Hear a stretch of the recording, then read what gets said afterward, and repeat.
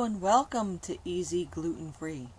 Today I'll be showing our friends at favediets.com how to make an apple walnut upside down cake the easy gluten free way. The sweet warm spices of fall can be found in every bite of this gooey apple cake, and those walnuts will provide a nice crunchy textural element in this modern take on the classic flavors of apple pie. Now the cake essentially has two parts. So we'll get started with the apple topping, then move on to the batter itself. But first, preheat your oven to 350 degrees. Now to make the apple topping, we'll need 4 tablespoons of softened butter, 1/2 cup of firmly packed brown sugar, 1 teaspoon of cinnamon, 1/2 teaspoon of nutmeg, 1/8 of a teaspoon of salt, and 2 apples cut into wedges, 12 slices per apple. We'll also need 1/2 cup of chopped walnuts. Now in a small mixing bowl, combine the butter, brown sugar, cinnamon, nutmeg, and salt, and stir everything together until you have a smooth paste. Then spread this mixture evenly over an 8-inch round cake pan that's been sprayed with nonstick cooking spray. Now top the mixture with the apple slices in whatever pattern you'd like. Then sprinkle on the chopped walnuts and set the pan aside while you make the cake batter. Alright, for the cake batter we'll need 1½ cups of gluten-free Bisquick, 4 tablespoons of melted butter, 4 ounces of applesauce, 1/2 cup of firmly packed brown sugar, 2 eggs, 1/3 of a cup of milk, and 1 teaspoon of cinnamon.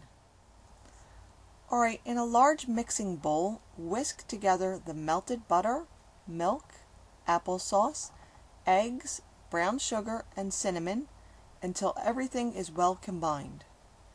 Now add the gluten-free Bisquick to the mixture and stir until everything is thoroughly mixed and lump-free.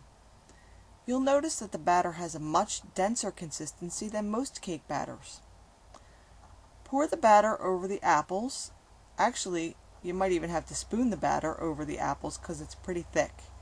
But be careful not to disturb the apples as you smooth the batter into place with either a rubber spatula or the back of a spoon.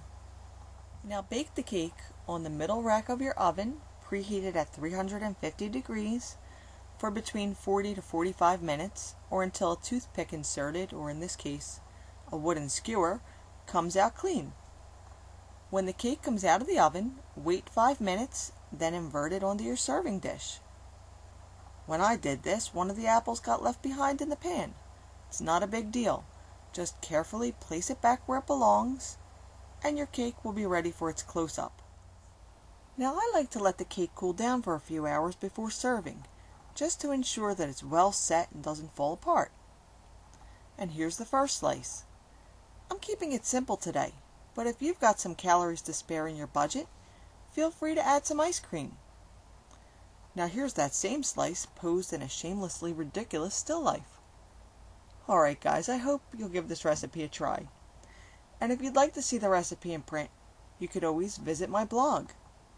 And for more healthy recipes and tips for virtually any diet, visit my friends at favediets.com.